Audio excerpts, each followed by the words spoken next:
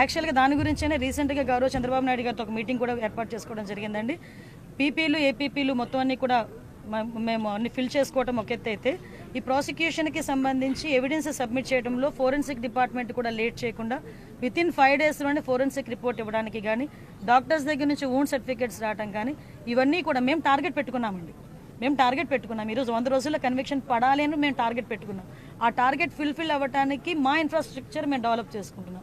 At the same time legal టీమ్ని కూడా మేము కొంచెం స్ట్రెంగ్ చేసుకునే పరిస్థితుల్లో మేము ఈరోజు ఉన్నాం. మేడం, పోసాన్ ఎపిసోడ్ ఏంటి మేడం? ఇప్పటికే చాలా చోట్ల కూడా కేసులు నమోదైనాయి కదా. చదివానని చెప్తున్నారు, దాని గురించి అంటే స్క్రిప్ట్ ఎవరిది చదివినా శిక్ష అయితే అతనికే కదా పడుతుంది. అనుభవించే రాజు ఆయనే కదా, అది వేరే కదా. అది ఎవడేదైనా ఏదైనా చదవచ్చు, కానీ అనుభవించే రాజు ఆయనే కదా అవుతున్నాడు. ఓకేనండి, నేను ఒకటి అడుగుతున్నానండి మిమ్మల్ని, డైరెక్ట్ క్వశ్చన్. పోసాని మాటల్ని టాలరేట్ చేసి అయ్యో పాపం అనుకునే ఒక్క మనిషిని తీసుకురండి, మేము ఆలోచిస్తాం ఒకసారి మాట్లాడడానికి. పోసాని మాటలు ఇష్టానుసారంగా మాట్లాడిన తర్వాత సభ్య సమాజం తలదించుకునే విధంగా, సాధారణంగా అనకూడదు కానీ ఇల్లిటరేట్స్ కూడా అలాంటి మాటలు మాట్లాడుకోరు. సో అవతల వాళ్ళకి మనోభావాలు దెబ్బతిన్నాయి, వాళ్ళ ఆత్మగౌరవాలు దెబ్బతిన్నాయి. పోలీస్ కేసు పెట్టారు, యాజ్ పర్ లా మేము వెళ్ళాం. ఇందులోని టార్గెటెడ్ ఏముంది? వాళ్ళు ఏం మాట్లాడలేదా? వాళ్ళు అటువంటి కామెంట్స్ చేయలేదా? మరి ఇంతకు ముందు మా మీద కేసులు పెట్టిన కేసులని ఎప్పుడు అండి? చంద్రబాబు నాయుడు గారికి మీద కేసు పెట్టారు కదా, అది ఎప్పుడు? అది 53 రోజులు తైల్లో పెట్టారు చంద్రబాబు నాయుడు గారిని తీసుకెళ్ళి ఆ రోజు. అంటే ఒకటి ఎప్పుడు కాదు, మాకు మాకు కేసు వచ్చింది, మేము యాక్షన్ తీసుకోవాలి, డెఫినెట్గా తీసుకుంటాం.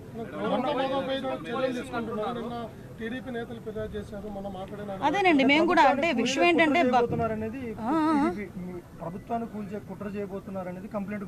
అంటే అదేనండి, ఇందాక మీకు చెప్పాను, ఏది పడితే అది మాట్లాడడానికి అవ్వదండి. డెఫినెట్గా మీకైతే వాక్ స్వతంత్రం ప్రజాస్వామ్యంలో అంబేద్కర్ గారు ఇచ్చారు, కానీ ఎలా పడితే అలా మాట్లాడమని ప్రజాస్వామ్యంలోని కూడా రాజ్యాంగంలో కూడా లేదు.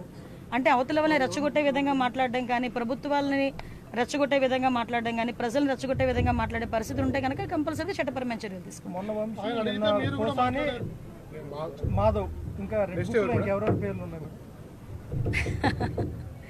రెడ్ బుక్ పరంగా మేము వెళ్ళాలి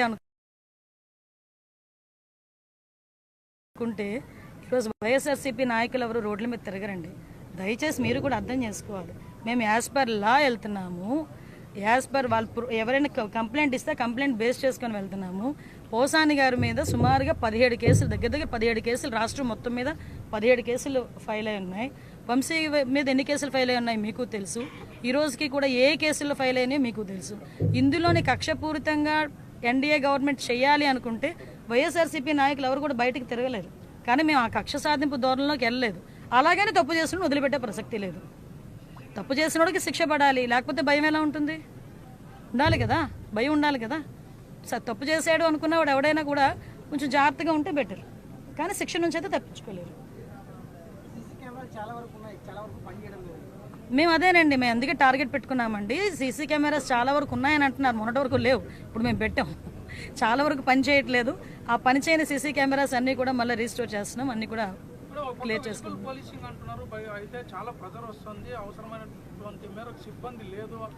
ఎస్, నిజమేనండి. ఈరోజు సుమారుగా 394 మంది ఎస్ఐలు బయటకు వచ్చారు.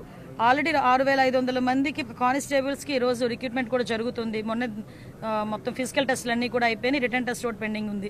ఇమీడియట్గా అది కూడా బయటకు వచ్చిన తర్వాత వాళ్ళు ఒక 6500 మంది బయటకు వస్తారు. సుమారుగా మేము గవర్నమెంట్లోకి వచ్చేసరికి 20,000 మంది సిబ్బంది కొరతతో ఉన్నాం పోలీస్ డిపార్ట్మెంట్. లాస్ట్ 5 సంవత్సరాలు కూడా ఎక్కడ కూడా ఎటువంటి రిక్రూట్మెంట్స్ కూడా జరగలేదు. మళ్ళీ మేము వచ్చి ఈరోజు మళ్ళీ దాన్ని స్ట్రెంగ్తన్ చేయడానికి, అదేవిధంగా రిక్రూట్మెంట్ చేయడానికి ఈరోజు మేము కంకణం కట్టుకున్నాం. దానిలో భాగంగానే 6500 కానిస్టేబుల్ పోస్టులు, ఇప్పుడు ఎస్ఐలు బయటకు వచ్చారు, వీళ్ళందరినీ కూడా ఉపయోగించుకుంటాం. ఫర్దర్గా అందుకే చెప్తున్నామండి, ఇన్విజిబుల్ పోలీసింగ్ అనే కారణం కూడా ఏంటంటే టెక్నాలజీని బేస్ చేసుకొని నిందితుడిని పట్టుకునే పరిస్థితి కూడా రావాలి. దానికి టెక్నాలజీని అందిపుచ్చుకోవడానికి డిపార్ట్మెంట్ వాళ్ళకి కూడా ట్రైనింగ్స్ కూడా పెడుతున్నాం. గత ప్రభుత్వంలో కొంత స్పెషల్ పార్టీకి ఇవ్వాల్సినటువంటి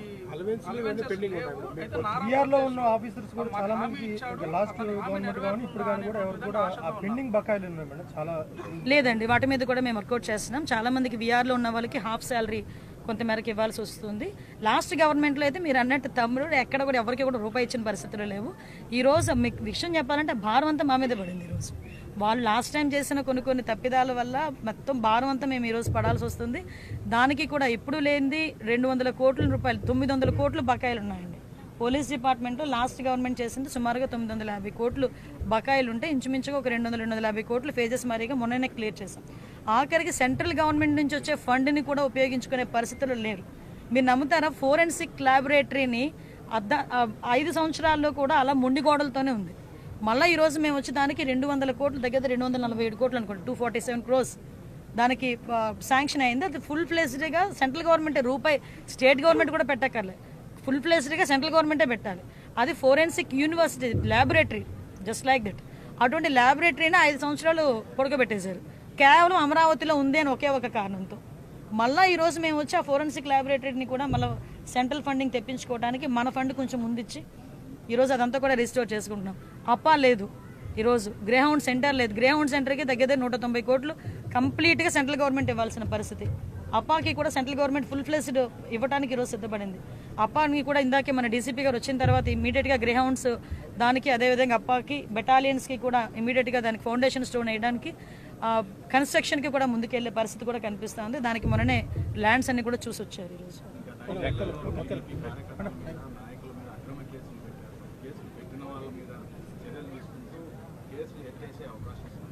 అక్రమ కేసులని దేవుడి మీరే అన్నారు.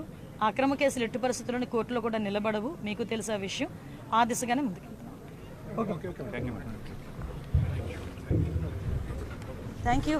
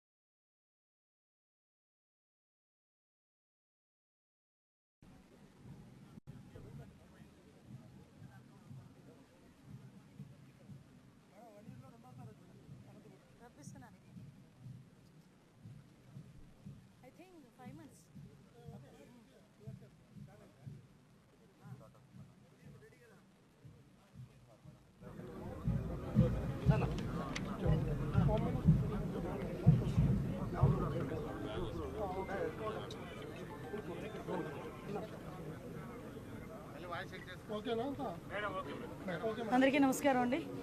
ఈరోజు అనంతపురం పోలీస్ ట్రైనింగ్ కాలేజ్లో సుమారుగా 394 మంది సబ్ ఇన్స్పెక్టర్స్ ఈరోజు పాసింగ్ అవుట్ పరేడ్కి ఇక్కడికి రావడం జరిగింది. నిజంగా చాలా ఆనందంగా ఉంది. వీళ్ళందరూ కూడా తమ శిక్షణ పూర్తి చేసుకొని ఈరోజు ఒక గర్వంగా ఈరోజు వాళ్ళు బయటికి వెళ్ళి తమ సేవలు అందించడానికి, తమ ఉద్యోగ ధర్మాలు నిర్వర్తించడానికి ఈరోజు వెళ్ళే కార్యక్రమాలకి మేమందరం కూడా ముఖ్య అతిథిగా హాజరైనందుకు ప్రత్యేకంగా డిపార్ట్మెంట్ వాళ్ళందరికీ కూడా